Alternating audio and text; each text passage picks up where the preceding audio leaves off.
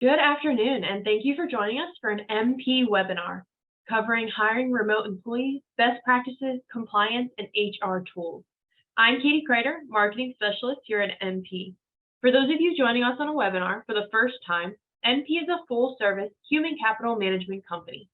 We offer a complete suite of products and services to support organizations through the entire employee lifecycle, including recruiting, HR, payroll, benefits administration, time and attendance, and compliance assistance.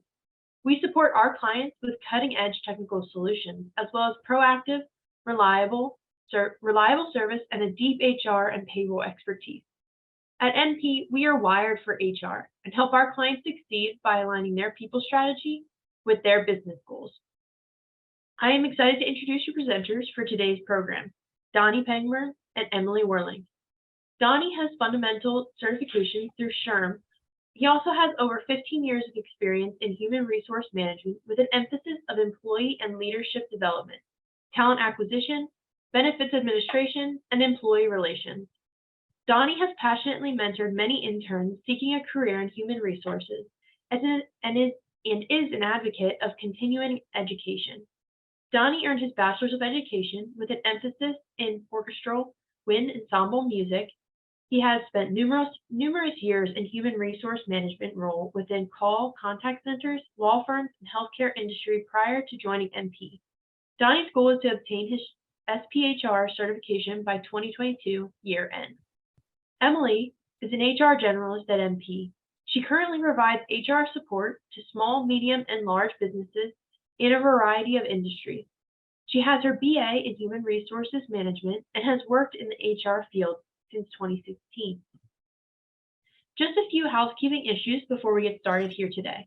If you would like to submit a question during the program, please use the Q&A feature at the bottom of the screen. We will be sending out the recording of the webinar later today along with the slides. And to ensure that your company is prepared for year end, I'm going to drop a link in the chat for you to book a meeting with an HR professional. And with all of that, I'm going to hand the mic off to Donnie. So good afternoon on this glorious Thursday. Thank you all so much for hanging out with us for a little bit to talk about recruiting practices and compliance and HR tools relative to the remote environment. Before we get started, I just want to provide you the legal disclaimer. This training is intended for educational and informational purposes. While we hope that you will learn a lot today, we are not attorneys, and the information should not be construed as legal advice. So without further ado, let's get started. All right, so interviews, they are the new normal, and we all know this. And over 5.7 million job seekers have scheduled virtual interviews on Indeed, and 88% of employers in an Indeed survey said they have conducted video interviews. With the rise and persistence of remote work and the benefits that come with video interviews, time, money savings, faster time to hire, improved candidate experience, virtual interviews are now a big part of today's recruiting practices. In fact, Indeed data shows that 67% of employers who have used virtual interviews on Indeed have used them more than once. So here are some of the topics that we'll be covering during this presentation. Remote work trends 2022, benefits of virtual interviews, virtual interview preparation, compliance as always, and managing remote employees. So who doesn't love a good meme or cartoon, right? So it says, well, what are other words for telecommuting? Teleworking, telework, freelancing, outworking, homeworking, employment work, and so on and so forth. But before we talk about remote work trends, let's define remote work versus telecommuting. A lot of people seem to disconnect between those two terms. The terms of remote work and telecommuting are often used interchangeably, but there can be differences between the two. Remote work suggests that the employee is just that, remotely located. While telecommuting, also called telework, can mean that the employee might be working on site some of the time, such as the hybrid environments many companies have been employing as they bring employees back into the office as COVID restrictions are lifted and vaccines are widely available. Whether your employees are working from a remote location or telecommuting a portion of their work week, there are many considerations for employers.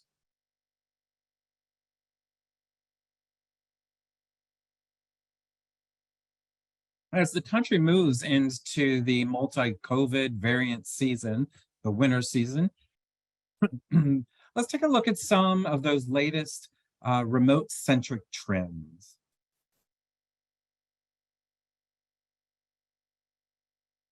So according to a recent Gallup poll, more than 50% of all full-time employees are working from home at least some of the time. And in some white-collar occupations, more than 80% are working from home. When those working from home were asked about their preferred work arrangement once COVID restrictions were going to be lifted and employers they provided them a choice, 35% surveyed say they will continue to work from home, while only 17% say they would choose to return to the office. 4 in 10 white-collar workers prefer remote work. All signs are pointing to a growing number of hybrid teams as we move forward and try desperately to get back to that new normal.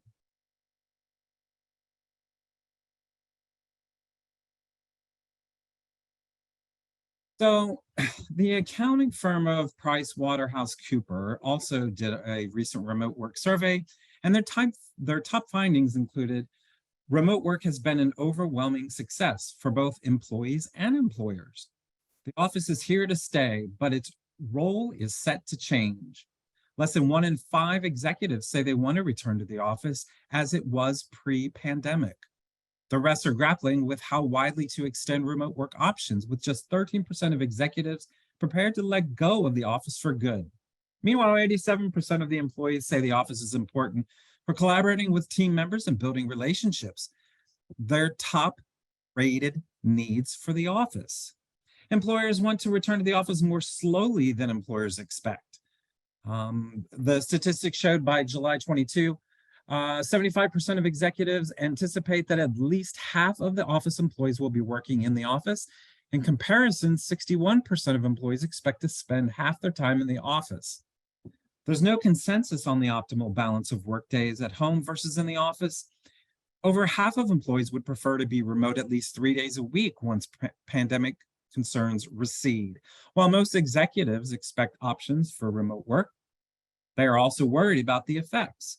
68% say a typical employee should be in the office at least 3 days a week to maintain a distinct company culture.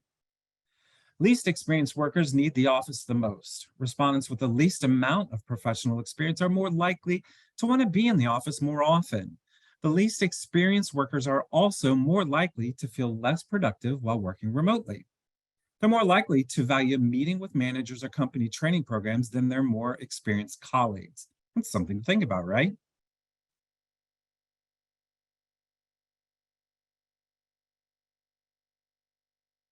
So according to an April article in Inc. magazine, as more and more companies plan to reopen offices, the hybrid workplace model looks likely to be a popular option.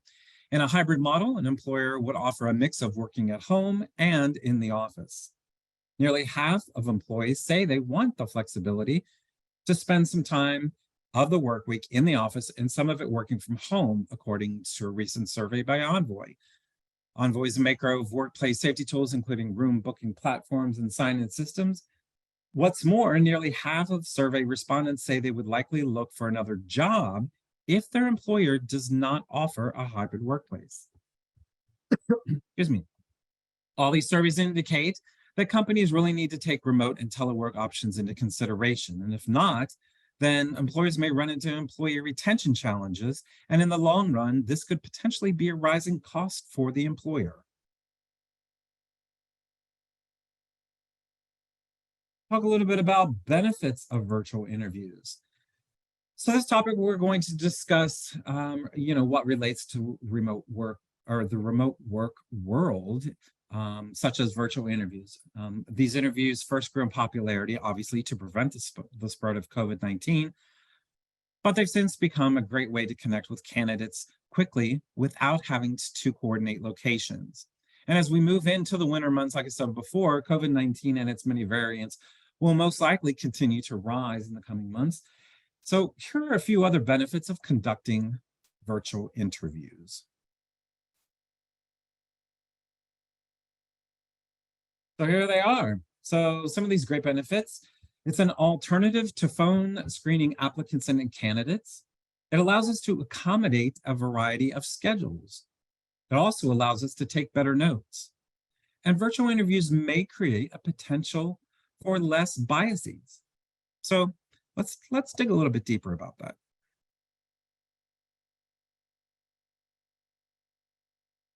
So when we talk about an alternative to phone screens, screening candidates through video, it allows you to still connect quickly, but go into more depth with the candidates than a traditional phone screen. Even if you still want to hold in-person interviews later on, there's a lot of advantages to using video interviews earlier in the process. It can help you move more efficiently in the early hiring stages, broaden your applicant pool, help you gain richer information earlier, and better assess communication skills.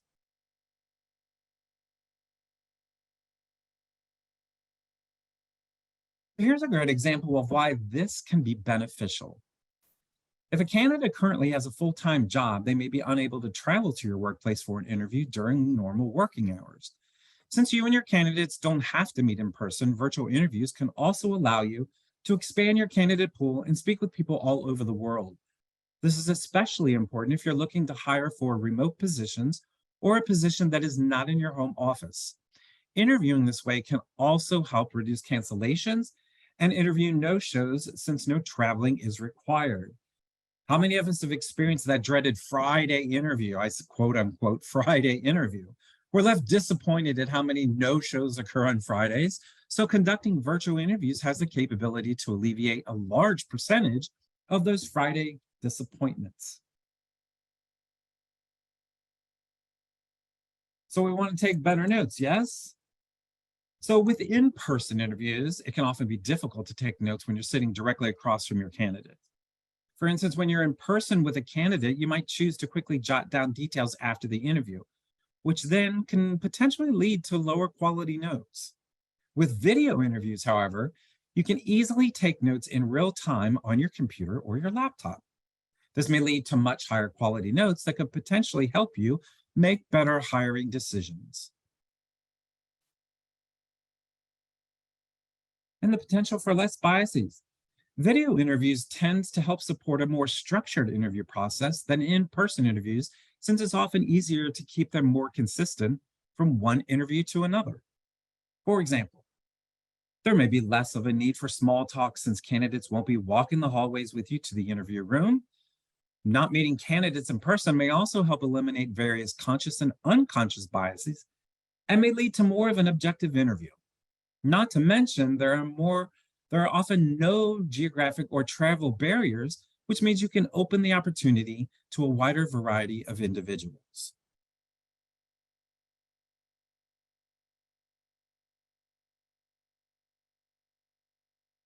So let's talk a little bit about some of the candidate benefits. So this is going to save candidates time by not requiring them to travel to a physical location.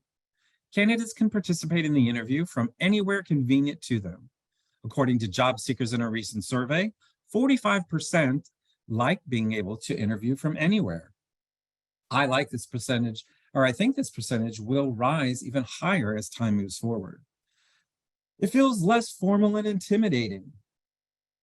Virtual interviews can also help candidates feel more comfortable since they're often at home in a familiar setting, allowing them to provide more natural, authentic, organic answers. The same survey showed that 37% feel less intimidated interviewing remotely. There's no need to worry about finding transportation to an on-site interview. The survey also revealed that 26% of job seekers said virtual interviews alleviated their transportation worries. There's no anxiety about arriving late. 31% of job seekers are no longer anxious about arriving late to their interviews.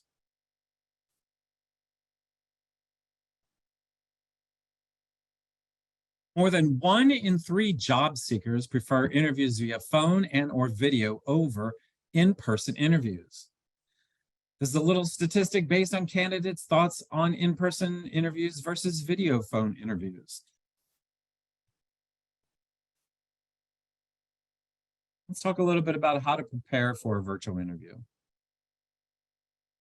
So we're going to dive into this, and I will tell you that our findings just may surprise you. All right. So I mentioned a few times previously about how COVID-19 has changed interviewing and how interviews are being conducted in a remote environment. To give you a quick backstory on myself, I joined MassPay or MP back in November of 21.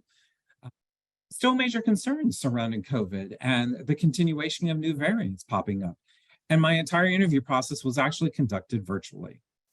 While it was definitely different for me, especially not physically meeting all of the team, it did solidify that most interviewing skills are easily translated into a virtual meeting.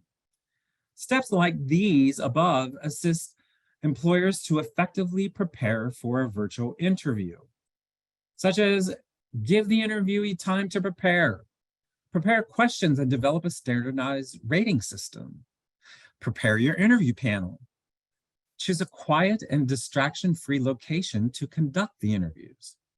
Make sure you test your connection. Send the candidate a virtual interview invitation via email. And of course, dress professionally. So just like an in-person interview, you should have a professional environment with no distractions. This takes planning and preparation in the world of virtual interviews. Make sure your background is appropriate and you limit any distractions that come from working remotely.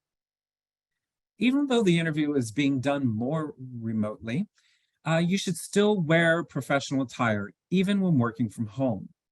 Consider from the applicant's point of view, if they were to see their potential new manager interviewing them in their pajamas and bunny slippers, and the perceived level of planning and consideration that shows the applicant. Prior to the interview, test your technology to make sure everything is working properly and ensure you have a strong internet connection. An interview could potentially be derailed by loss of connection or a poor connection cutting out your audio of the applicant. And lastly, be sure to showcase your company. Virtual applicants miss out on an experience your company environment and culture when you interview remotely. So be sure to give them a feel for the company. During my interviews with MP, meeting with multiple members of the HR team helped me grasp a better feel of the company's culture, the teamwork, the togetherness, which I might not have received from just that one-on-one interview.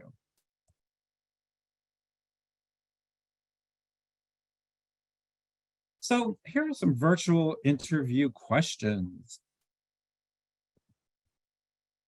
Have you worked remotely? If so, what changes did you make to adapt to an at-home work environment? What aspects about working from home do you enjoy and which do you find most challenging? When working remotely, how do you organize your day? If the position requires working from home, even if it's just during the pandemic, you'll want to know how they have managed in a remote work environment, excuse me. You got to try to ask questions that's going to gauge the applicant's previous experience, their comfortability and ability with working from home, such as what aspects about working from home do you enjoy and which do you find the most challenging? Or when working remotely, how do you organize your day? With remote working becoming more of a trend, you may want to incorporate these types of questions in your interviews moving forward. So now what I'm going to do, I'm going to turn it over to Emily, who's going to take us on a journey through compliance and HR considerations. Take it away, Emily. Thank you so much, Donnie. I hope everyone is having a wonderful day. Like Donnie said, I'm going to go ahead and dive right into the next topic that we are going to be discussing, which is compliance and HR considerations when it comes to hiring remotely. Many video conferencing platforms make it easy to record a discussion for later review. While this may be useful, it may be a useful tool to allow non-participants to review the interview, the decision to use this feature may implicate state privacy and wiretapping laws that limit the right to record conversations.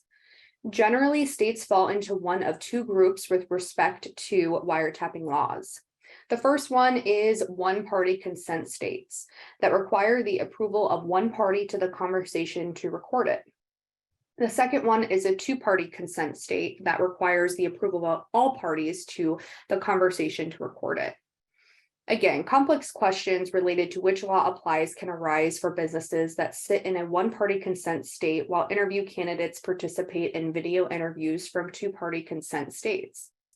Employers may just want to determine prior to any interview whether there is a need to record the interview, and if there is such a need, obtain that written consent of all participants in order to avoid concerns over obtaining the interview subject's approval.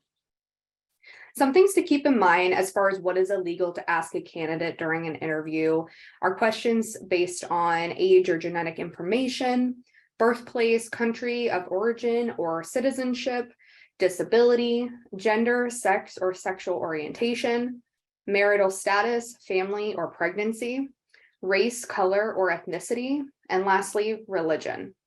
Individuals with disabilities may experience similar access to technology issues that interfere with their ability to participate in a video interview. Unlike other federal laws, the Americans with Disabilities Act, otherwise known as ADA, may require a company to consider granting a reasonable accommodation that allows an individual to participate in a video interview or an alternative means of evaluation. Now we're going to discuss telework policies. The first step in creating a remote work or telecommuting policy is just to decide who actually can work from home. So how do we decide who can work from home? You may offer different benefits or terms of employment to different groups of employees as long as the distinction is based on non-discriminatory. That is the key here. For instance, a telecommuting option or requirement can be based on the type of work performed, employee classification, non-exempt versus exempt, or location of the office or the employee. You should be able to support the business justification for allowing or requiring certain groups to telecommute. Developing your telecommuting or telework policy should start with updating job descriptions, creating a comprehensive telework policy, and constructing a telework agreement so that it's clear to everyone involved. Although some employers will be comfortable sending everyone home with their laptop and just saying, go forth and be productive, most will want to be a little bit more specific. A good telecommuting policy will generally address employee eligibility for remote work, including the process for submitting requests to work from home, productivity standards, security expectations, hours of work, office expenses, and even alcohol and drug use.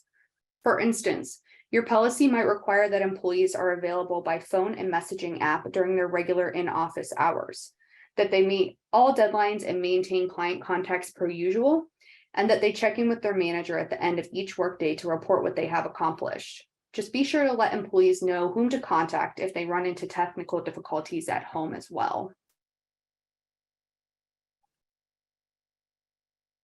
Setting expectations. Employers should have clear guidelines and policies regarding what is expected of the employee in terms of hours, availability, and work product.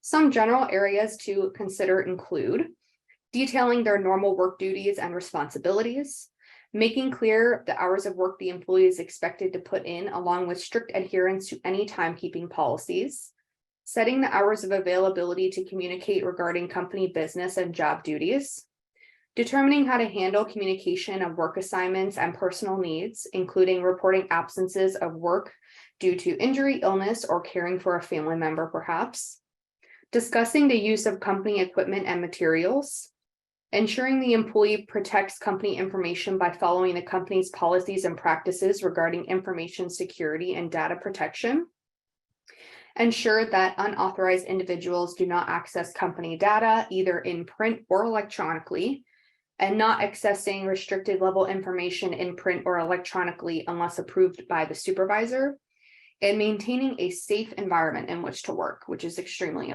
important.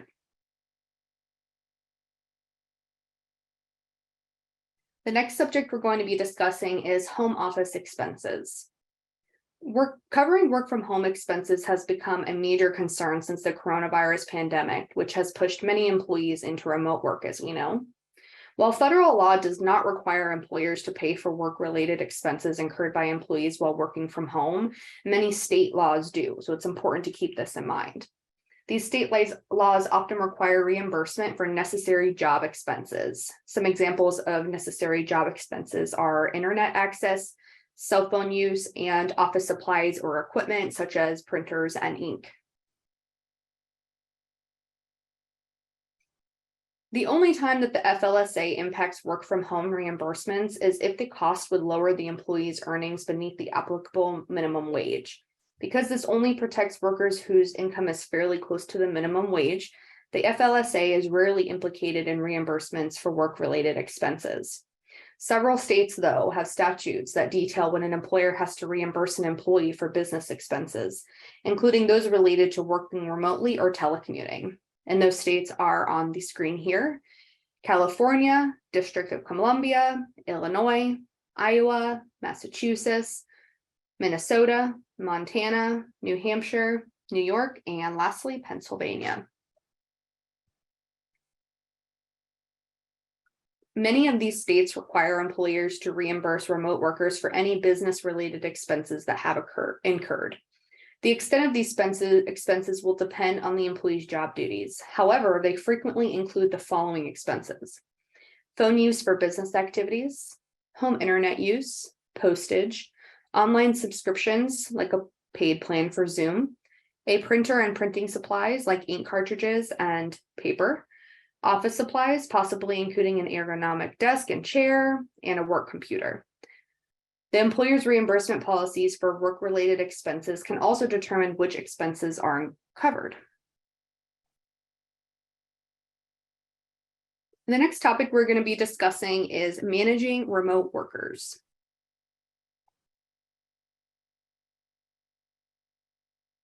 Here are some examples of technology that remote workers may utilize, just to keep in mind.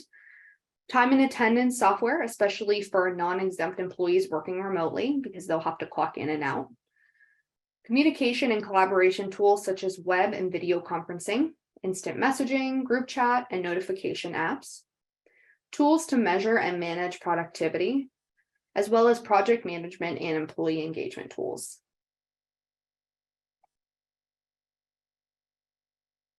Performance measurement tools have not changed, but where employees are completing their work has changed. So traditional measurements for productivity are no longer effective in certain jobs or roles. Gallup has identified 3 universal domains to measure hybrid and remote team productivity. In an extensive qualitative analysis, Gallup discovered 3 performance domains that comprehensively describe and consistently predict success in a role: setting goals and meeting them, my work; partnering for effectiveness, my team; translating work into its consequences, my customer. These 3 core performance domains, my work, my team, my customer, are the standard framework that every leader can use to evaluate employee productivity, regardless of an employee's location. To harness these domains, leaders should turn their attention to the single role that has the most influence on team engagement and productivity: the manager.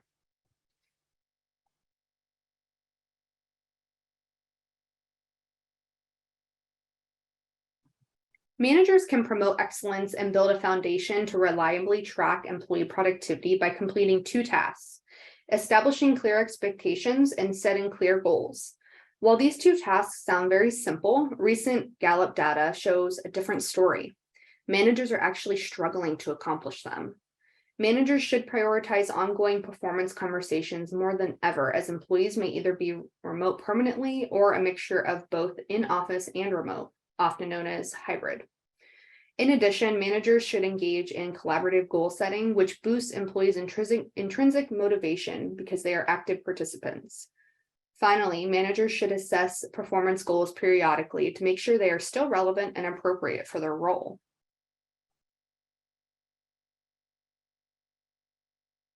Managing remote and hybrid workers cannot be oversimplified or reduced to a menu of virtual tools and video conferencing software. It requires thoughtful adaptations of day-to-day tasks. Here are a few to try. Increase the frequency of check-in conversations with remote and hybrid workers. This helps managers stay on top of progress and potential roadblocks while also helping workers feel supported and connected. Always be available. Make sure remote and hybrid workers have easy access to get their questions answered, clarify next steps, or discuss potential obstacles when they cannot simply stop by your office or flag you in the hallway. It might be helpful to have office hours on your calendar or a status update on the internal software system that lets them know you are available. Don't neglect your relationships. Build in time for small talk during your check-in meetings and team meetings. This can make up for missing out on casual conversations that are abound in the workplace.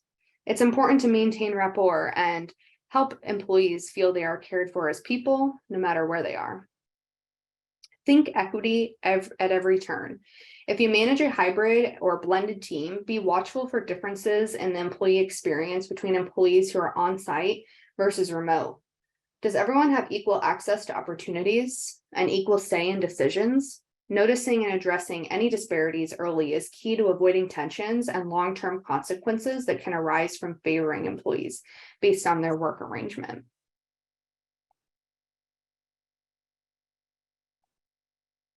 You want to make sure you're still keeping up engagement and culture when it comes to remote workers as well.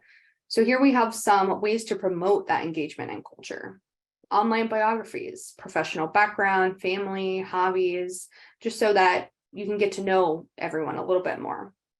Team member spotlight, whether you do it monthly or quarterly.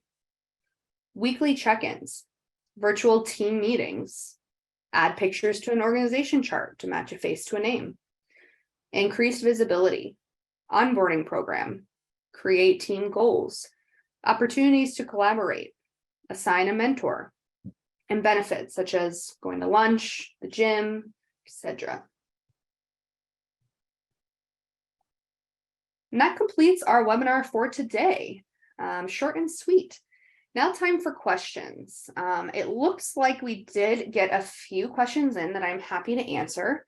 And Donnie, if you have anything to add as well, feel free. The first question we received is, what are some tips you have for engaging an applicant over a Zoom interview? I would say just to be inquisitive, yet friendly. Try to be personable and make connections as you would in person. For example, you could ask how the weather is, as simple as that sounds. Everyone's kind of in different areas throughout the US. So that could spark a conversation to better understand their personality and just make them feel a little bit more comfortable and like it's not just business, and you can get a little more personal. Let's see. Another question we received is, can I ask someone in an interview if they have any children? I want to be sure that they are reliable and won't have any scheduling conflicts, even if it is a remote position. So no, unfortunately, you cannot ask any personal questions like this having to do with their family or personal life in an interview, just due to the risk of discrimination. I do understand if you are worried about reliability, but there are other ways to ask questions to a candidate regarding this subject. By simply asking, describe a time when a personal issue interfered with your job. How did you handle it? Just so that it's a behavioral based question, but you're not asking them specific personal questions, but you're still able to kind of get to the bottom of what you wanted to ask the question for. Let's see, another question we got here is, do you recommend periodic, such as weekly meetings between an employee and manager to discuss their productivity working from home? And yes, absolutely. I think we did discuss this in the webinar, but this is always a smart idea to do, especially in a remote work environment where you can't just get up, walk to your manager's office down the hall when there is a question. So it is essential to take the time to meet your employees and make sure they are on track at least weekly. This also just helps with morale and engagement as well, and gives a sense of clarity for employees to ask questions and feel supported. So it looks like that's all the questions we got for today. If you do have a question, please feel free to email them along to us and we will make sure to get those answers for you. We want to thank you so much for your time today, and I hope that you all found this webinar to be beneficial. And I wish you all a happy Wednesday, and thank you again for your time. Awesome. Thank you so much, Donnie and Emily. We appreciate your time. To learn more about MP's HR services for 2023 and more, I will drop a link in the chat. I dropped a link in the chat earlier that will connect you with an MP team member. You can also visit our website or call 774-266-6497 for even more information. Be sure to join us next week on our upcoming webinar covering wage and hour lawsuits, prevention, best practices, and legal advice. Visit our website to register and to see the full calendar of upcoming events and available resources. We will be sending out a recording of today's webinar along with the presentation slides this afternoon. Thank you again for joining us and have a terrific day.